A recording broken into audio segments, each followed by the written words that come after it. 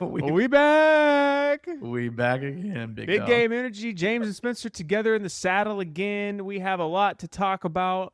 We have not done 2 shows together, so we have some catching up to do. We're going to talk about the United States' embarrassing defeat to Belgium, what that means for Christian Pulisic and the rest of the USA squad.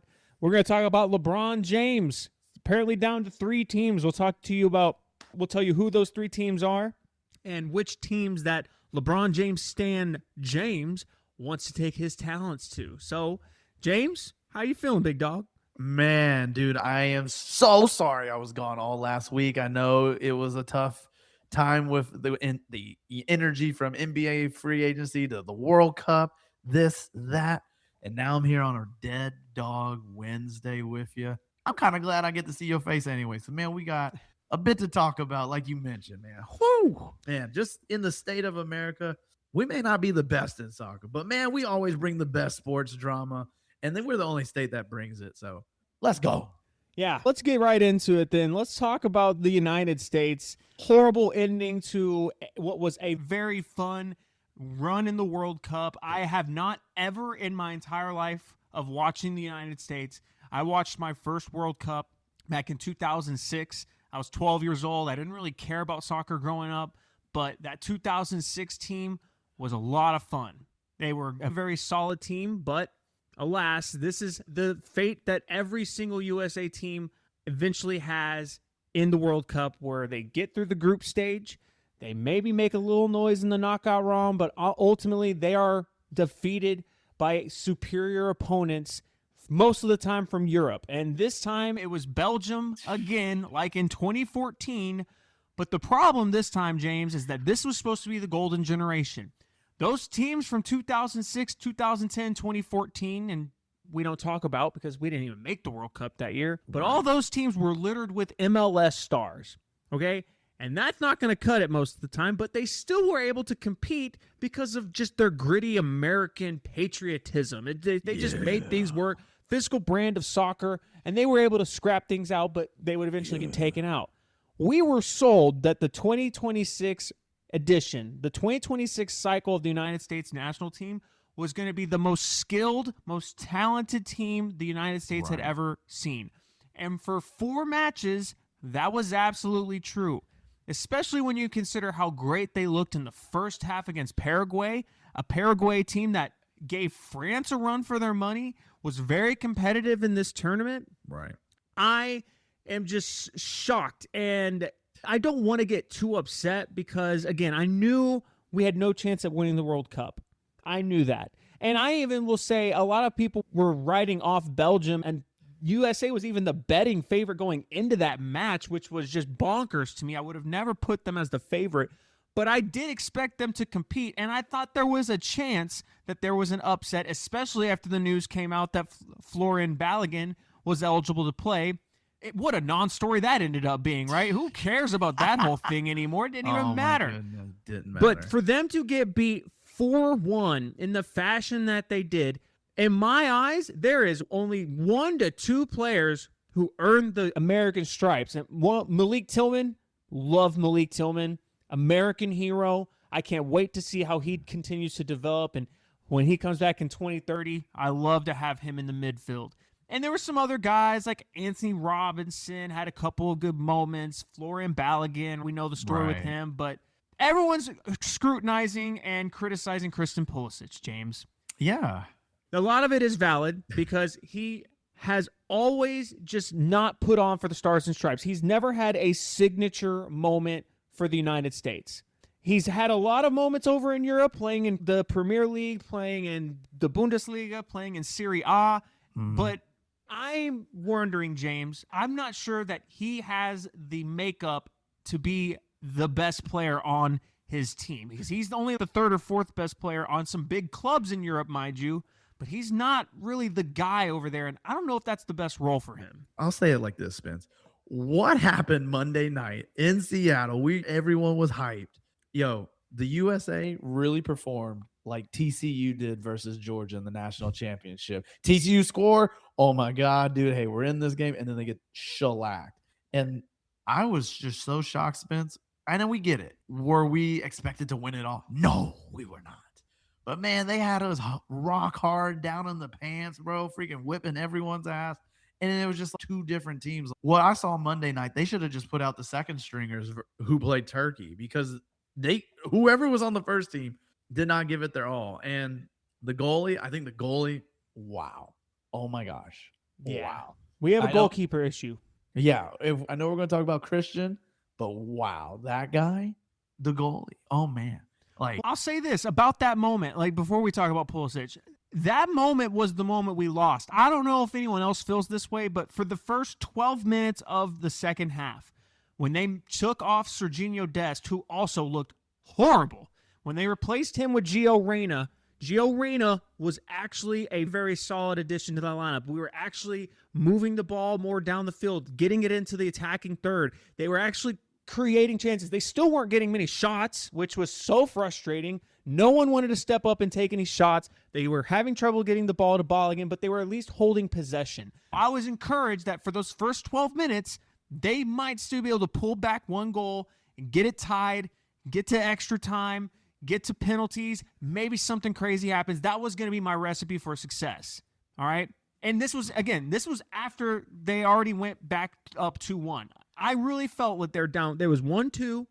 USA was still in it. But Matt Freese should have just punted the hell out of that ball. I cannot believe he had the reincarnated moment of Young Wei Koo kicking the ground. James, he looked like me with my driver on the tee box, smacking the ground instead of the ball. Right. Yeah. Dude, when that happened, I was like, what is going on? That play embarrassing. Right there, you mentioned it. That play right there looked like Young Wei Koo. Another moment, I hate to do this, that reminded me of like, man, what on God's earth are you doing? Was the ending of that Cowboys 49ers game in the playoffs where Dak and them couldn't get the ball on the line, the refs in the way, and it was just like, really? And when I saw that moment, I was like, wow. And once the USA was down 3-1, I just told the wife, hey, we're cooked. We're cooked. But guess what? Hey, I'm going to say this for all these people. All you fake soccer fans. I know I'm a fake soccer fan. But don't get on Twitter and be like, man, F soccer. Soccer sucks. You were jock riding for a good whole month. I don't want to hear this crap about F soccer. We got real football 2 months away. You were supporting. I was supporting. Of course, I don't know anyone hardly on the damn team, but I was supporting because guess what? We're America. That's right. We're America. But guess what? I'll say this. Look, I find this very successful World Cup. I know it's only the round of 16. We were ranked, the 19th or 17th best country. So at the end, we played our skill.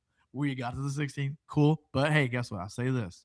We, America, were the last hosting city to get eliminated. I don't care what anyone else says. We did it. We did. We outlast Canada. They got eliminated on our day. And then Mexico, c'est la vie, adios, amigo. That's all I'm going to say.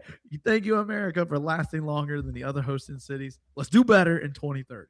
Yeah, and let me say this, too. I was cheering for the Mexico national team whenever they were playing their matches. My girlfriend's Mexican. She was in those games, so I was not going to cheer against them.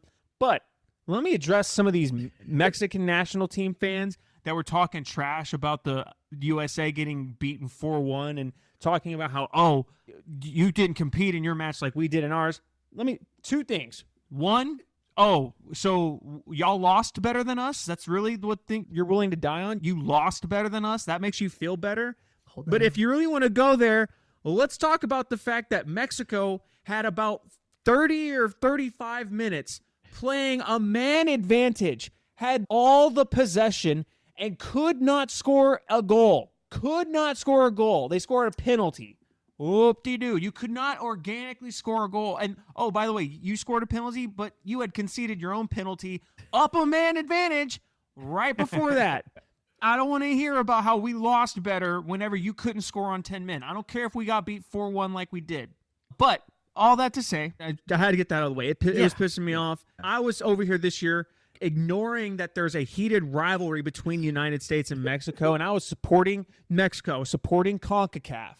But you know what? After I saw some of those fans talking trash about this United States team, it just reminded me, 2-0. Yeah, I look at everyone, and you're probably going to cut this out, but I look at everyone and be like, yeah, you puto. No, I'm just kidding. I might leave that in. Thank you. No, But one thing I go will ahead, go say, ahead. one thing I also didn't like, since we've been eliminated, Spence, guess what? Someday when you become a father, you're gonna want your kids to do sports. You probably, when you were young, you did sports. Your parents put you in sports, and that's what you did. And yeah, when we probably got to high school, there were AAU basketball, travel baseball, travel this. I don't know what I've been like. It seems like since we've been eliminated, the biggest blame is travel soccer teams. All of a sudden, I'm like, yo, hold up. First of all, just because we got eliminated as a professional soccer team in the World Cup, the biggest sports match of all time, let's reel it back a bit, because I'm not blaming travel soccer. Yeah, if you got money to do travel soccer, AAU basketball, travel baseball, you can do that. The people you should blame is not the travel. It's your parents that don't want to work with your skills. If you're sit on them damn couches and TVs, I get it. Look, I'm a parent myself. There are some days I got a 4-year-old. I don't get to play with her that much because I come in after work and cook and this and that. But guess what? Once she gets of the mindset of, hey, dad, I want to play golf. Hey, I want to play basketball. Hey, I want to do this. I want to play soccer. I want to play soccer. Even though I may not be the best, we are going to work as a father and daughter, or as a father, son, mother, whatever. Parents, do not blame travel sports. It is either you and your kid. That is it. Because either A, if they don't develop through their own practice and you don't help them develop, what's going on? Yeah. And I'll say this too. I saw a video and I have to echo this. I wish I knew who posted the video, but it's so true. If we want to get better soccer in America, the easiest way to do that, not changing up how we do youth sports, that definitely would work. If we adopted the European model, I definitely think that would work. But realistically, we're America. We care way too much about money. Everything's got to make money. Everything's got to make you a millionaire. I get it. That's not going to change. What could change and actually could make an impact on our athletes playing soccer? Go put a soccer field in the middle of Harlem, in Baltimore, in St. Louis, in Chicago. Maybe instead of picking up a basketball, maybe some of them pick up a soccer ball. That is going to be how it works in America. And I'm not even sure that's enough, but that's a start. It's a start. Is a start. Yeah, because guess what? We don't play when it comes to basketball. That's for sure. When it's the Olympics, we make sure to put belt to. Yeah. Pulisic, I know everyone's slandering him. I want to defend him on one thing that's been bothering me.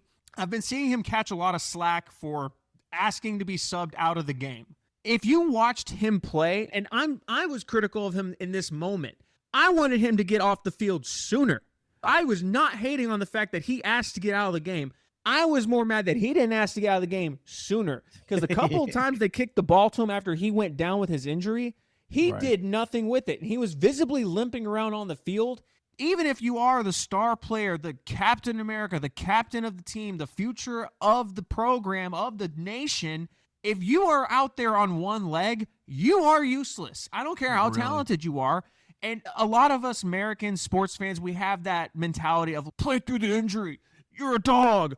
Act like you're tough. That's soft. None of us know exactly the extent of that injury. I don't know if how bad it was or not. He kicked another dude's foot. I can't tell you how bad how that is. And he does have an injury history where he's constantly injured. He's very much in that category of the Kawhi Leonard type of situation. He's extremely talented, but just can't stay healthy. Right. But man, dude, you really want him to just be out there on one leg to prove a point of how tough he is? No, we have guys. At least in theory, we have guys that could come off the bench and actually use two legs and be better. And honestly, Sebastian Berhalter, who came on for him, he showed more heart than a lot of those other players out on the field. But I wanted to defend Pulisic in that regard, but the rest of it is totally valid. And even if that's the case, that he did need to get asked out, I could not stand his post-match interview where he said, "Oh, thank God I have time to rest now." You motherfucker. How dare you look at all of us in the face? You are supposed to play for us, play for the Stars and Stripes. And I get it. If you're upset that you got hurt in a match that meant everything for you, the biggest match of your life, one of the biggest matches in this country's history, and you have to leave early for that, I understand you're probably not in a good mood. But you cannot get up there and be like, "Hey, at least I got time to rest." Now, this is no time for silver linings. We want to see you heartbroken and depressed how we were feeling. Yeah. If he had acted better, I promise you he would not be getting as much slander as he has been. But because he said that, now everyone's pulling out the receipts. We didn't make the World Cup in 2018. He has a terrible subpar performance this entire World Cup except for the first half against Paraguay. He's never had a signature moment for the United States. And so, Is he the most talented player in this country's history? I will still stand on business that he absolutely is the most talented player the country has ever had at soccer. He is playing at a higher level than anyone else has ever played, higher than Howard, higher than Dempsey and Donovan. He has played for Borussia Dortmund. He has played for Chelsea. He has played for AC Milan. These are three of the top clubs in Europe. But like I mentioned earlier, he's not the guy on any of those teams. He is, at best, on all those teams, he is their second or third best attacker.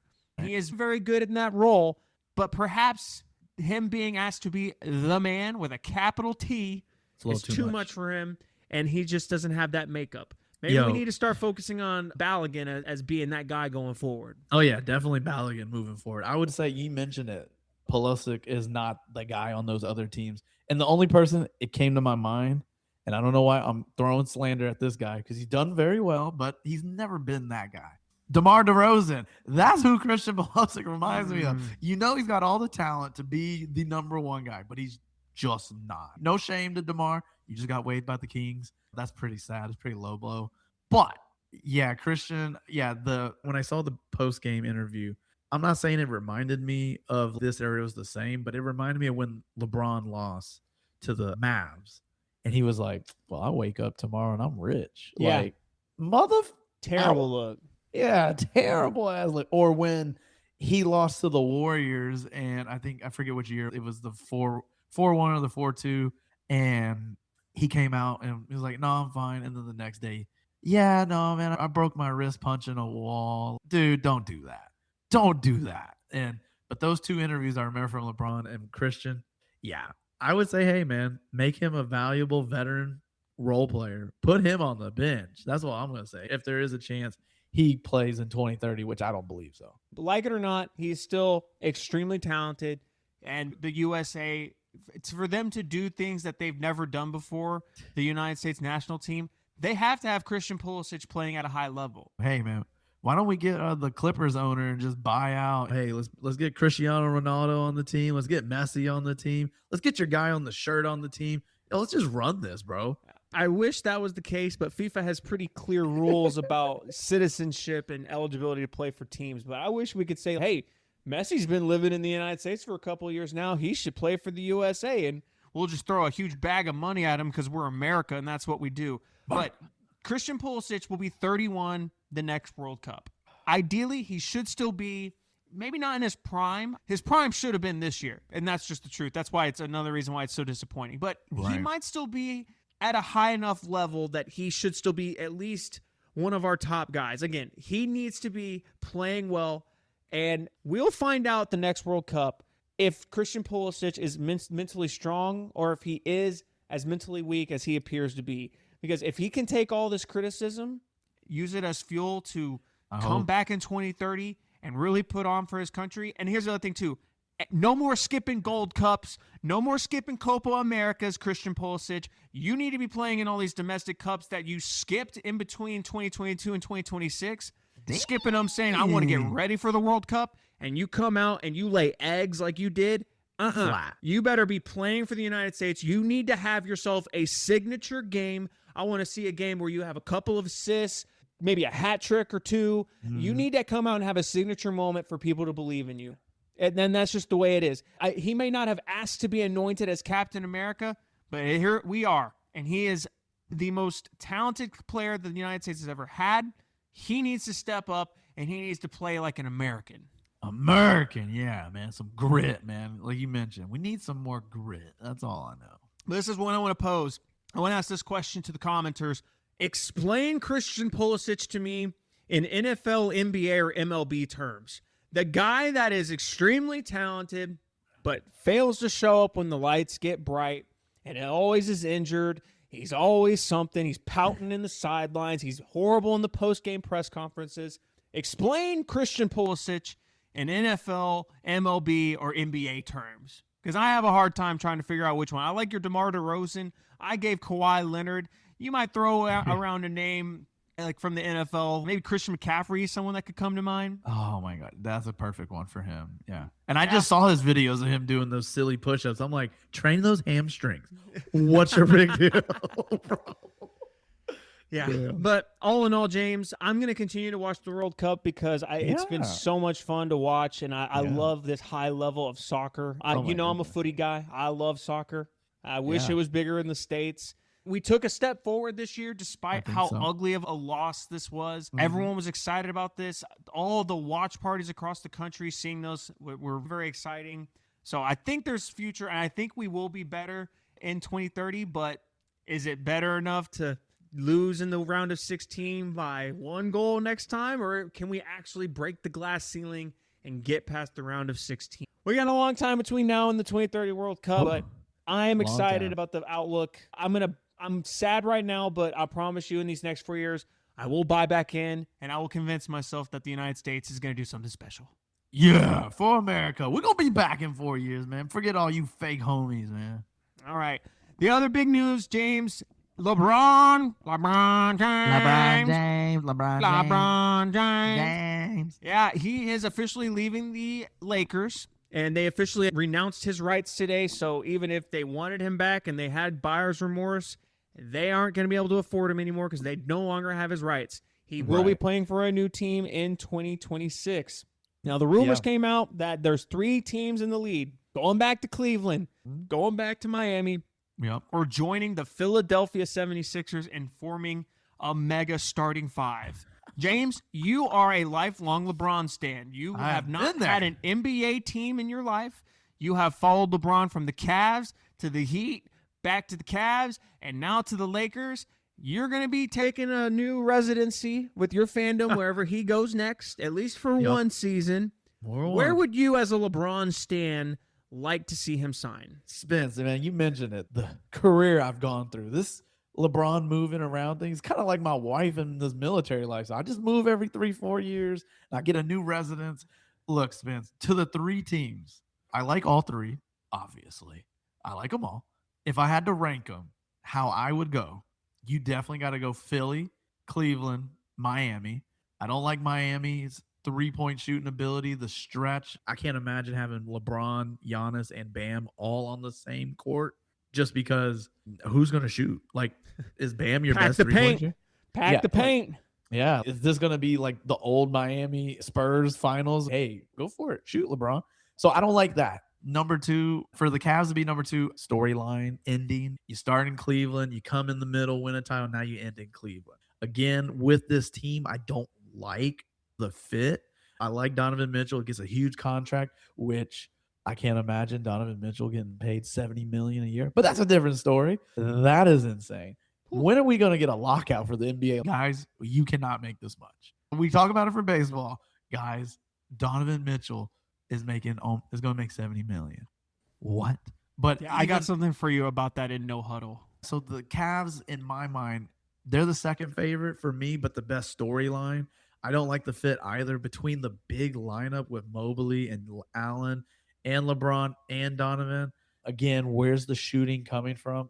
I have to go Philadelphia because, one, this would fit perfectly in my wheelhouse just because I'm an Eagles fan. Go Birds! I don't like any of the other Philly teams, but this would be a perfect ending. I don't care what Bob Myers has said. This is the best chance to win, blah, blah, blah. I like this team a lot. You got the young, versatile guards. You have Jaylen Brown, and then you have LeBron, and then you have Joel Embiid. Holy crap, I might actually like Joel Embiid not to even play for half the season. Rest, big dog, because the other 4 can handle the first 82 games. But Spence, if I'll say it like this, I would prefer LeBron to go to the Cavs. Why? Number 1, I don't have to buy another jersey. 2, the storyline fits perfectly. And then 3, you gotta come back home, man. And I think the trend is already going to Cleveland anyways. We've heard LeBron buy a membership in Northeast Ohio for a golf course. Yeah, we like that. We like those things. But I'm not gonna lie to you. I would love to see LeBron win a chip in Philly. You thought Philly Eagles fans would go crazy? I couldn't imagine like the year that Philadelphia had and the hate they have for Boston. And then you get Jaylen Brown and then let's say you do sign LeBron. What did Philly do to deserve this? And this has to be a one and done and then get it over with. Yeah. But overall, the one thing I'll say about this process that I don't like, and I think you've seen some videos before, the whole Rich Paul thing, that's got to stop. He could be on podcasts. That but whiteboard was the stupidest thing I've ever seen in my life. Thank you. Okay. Hey, yeah. no way you actually are. This is how I'm going to ponder his next decision. I'm going to write starting lineups out on a whiteboard. Bro, that's what so I'm saying. stupid. And again, maybe it's a new trend. We all do podcasts now these days, and Rich Paul's maybe the only and first agent to be doing podcasts, but he needs to step away from the trade deadline era, the free agency era. Just do it in season. That's all I care about. You can talk to Max Kellerman all you want, but I do not care because I feel like you're giving me inside information, which is in this era great. But as someone who works in the finance industry, if I give you inside info, I'm going to get screwed. I'm going to get penalized for that. And Rich Paul, I don't like it. I want the suspense, the mystery of LeBron James. Where is he going to go? I'd rather deal with somebody on Bob3459 on Twitter giving me the highlight instead of Rich Paul. You ruin it for me. I want the surprise birthday gift. And I want LeBron to sign with somebody quick because I cannot wait to pre-order that jersey. Yeah, we need this news to pick up. The NBA offseason is pretty much come and gone. Like, Dead. all the big signings are done. News announcements from Sean was Mo Bamba going back to the Jazz. And I was like, I didn't know they picked him up. All right, cool. Going back to the Jazz, Mo Bamba. But LeBron, when he signs somewhere, it's going to take all the headlines. I would love for it to be just some random team out of nowhere. We joked recently about the Hornets picking him up. That'd be so funny. It seems like the Warriors' dream is dead. It doesn't seem like that's going to happen. So we'll see where he actually ends up. Of those three, I think I'm in agreement with you. I would like to see him go back to Cleveland, but let me keep for Miami for a sec. I agree with you. There'd be spacing concerns, but wouldn't it just be funny if he's already gone back to Cleveland? So let's go back to Miami. Let's go back to Miami. Let's go back to Miami. We're just going to make stops. We're only going to be a 3-jersey guy, but we're going to have 5 different stints with each team, with my teams. That'd just be a funny way to end things. I think that's another reason why I don't want to see him with the 76ers. I'll see him in another jersey. Let's just keep a 3-jersey guy. Yeah, because I'm with you because you already know what's going to happen. If he was to go to Philadelphia, man, we have to hear from the Michael Jordan fans. Michael Jordan only played with one team. No, he technically played on 2 teams, and one was a baseball team. He didn't leave his sport. LeBron didn't leave his sport. So F you, Jordan, man, just for that second. But other than that, we're going to get killed. I will say this too, Spence, and I know it's a new era, and this will be quick. I do wish LeBron goes to Cleveland just because I do believe he went to too many teams. That's just a me thing. It's way too many. I think Kevin Durant has gone on way too many teams. I will, as much as I hated Steph during the Cavs era and Warriors, I respect the guy for staying with the one team no matter what. Giannis, I'm okay with his stint because he overstayed in Milwaukee. We know that. Yeah, he overstayed. If he does 2 teams, I'll be okay with that. But I know in this era, we just don't get the same vibe like we got the Dirk, the Tim Duncan, and the Kobe. Yeah, valid. But y'all let us know in the comments where y'all want to see LeBron James. Orlando Magic. That would be a great twist out of nowhere. Gosh. Now, James, let's go to No Huddle. I actually have a couple for you. I don't know if you were collecting some while you were on vacation, but I always do. Here's a big one for you. Okay. James, Tobias Harris signed a contract with the San Antonio Spurs for 2 years, $31 million, bringing his career earnings in the NBA, James, to $330 million. Okay? Man. The NBA is where the contracts are at. If you are tall and can put a ball in a hoop, you're going to get paid. So much so, James. Oh, man. I'm going to put you on the spot. There are only 3 NFL players that have higher career earnings than Tobias Harris. 3. Can you name them? Did you say active or just 3 NFL players? 3 NFL players all time. Okay. I'll give you this hint. If you're going to ask that, 2 are active. So we'll get the obvious one out. Let's go with Patrick Mahomes. Patrick Mahomes' career earnings of $232 million. Wow. Oh, my gosh. God dang it. Okay, let's go with the player that's not active. Let's go with Tom Brady. Tom Brady. And, bro, slimmest of margins, $332 million. So, essentially, Tobias Harris and Tom Brady have the same career earnings in their sport. Now, Tom Brady, way more wealthy. He has way more Right. endorsements and Businesses, sponsorships, yeah. notoriety, fame, yada, yada. But just for what they earned in their sport, basically the same amount, but Tom Brady does have more. So 2 more guys. Both these guys are active. Oh, my goodness. Okay, let's go with the Big Dipper. Let me get Matthew Stafford. Matthew Stafford is the all-time career earnings leader in the NFL, $408 million. God dang. And then numbered, oh gosh, this active guy. I'm going to go on a limb. We joke about this guy. Give me Kirk Cousins, man. So Kirk Cousins is not the answer, but he is right on his tail, actually. $321 million. He's the 4th highest earnings of all time. But Very Tobias true. Harris out-earns him. Wow. Okay. Holy moly. All right. So we got one more guy. You're in the right ballpark. You know it's a quarterback, and it is a quarterback. It is a quarterback. We know this part. Who am I? Oh, my goodness. Spence. He is active. He is playing, and it wasn't Pat Mahomes. And if not, I'm going to hit myself in the foot because it is Dak Prescott. Dak Prescott, number 7 all-time, $297 million. Oh, dang it. Okay. Next contract, he will surpass Tobias Harris. But he just signed a new one, so never mind. He might not. He might not get another contract. We'll see. So this is Aaron Rodgers. It's Aaron Rodgers with $394 million in career earnings. So Matthew Stafford, Aaron Rodgers, and Tom Brady, the only NFL players to out-earn Tobias Harris. Absolutely mind-blowing stat. But hey, kids, learn how to shoot a basketball and please be tall. Yeah, please be tall, man. All right, man. What's the next one? So one thing that was weird to me this week, James, that I wanted to get your take on. I don't know. Did you see the Giannis interview with the Bucks on his way out? No, I did not. So I didn't see the whole thing, but he posted it on his social media. He was already teasing the idea that he's going to go back to Milwaukee. Imagine being a Miami Heat fan, and Giannis has not even played a single minute for your team, and he's already talking about leaving your team and going back to where you got him from. Oh, that just smells, we got fleeced, didn't we? Yeah. No. Oh, my gosh. If I heard that too, hey, man, I just got this new girl, but God, my ex-girlfriend, man, she was my first true love. She used to coddle me when we watched Netflix and popcorn and all that crap. You was a new girl, and you like, damn, bro. You was with this girl so long, and you left, and now you're still talking about her? Bye, Felicia. That's why LeBron not coming, man. That's why, man. He saw that interview, and he said, you know what? I'm not doing this either. I would be disappointed if I'm a Heat fan, but you got to think about it. If I am a Miami Heat fan, you think about the longevity of this franchise. You think about 2 players who have, okay, let's say 3 players. 3 players who have really stood out in this Heat culture. D. Wade, who's not on the team no more. Udonis Haslem, who's not on the team. And then I know Alonzo Mourning did 2 stints, but I think of Alonzo Mourning as well. Some other guys, maybe like Tim Hardaway. But other than that, you think about it, Spence. You get LeBron James for 4 years, he's gone. You get Jimmy Butler for a couple of years, he's gone.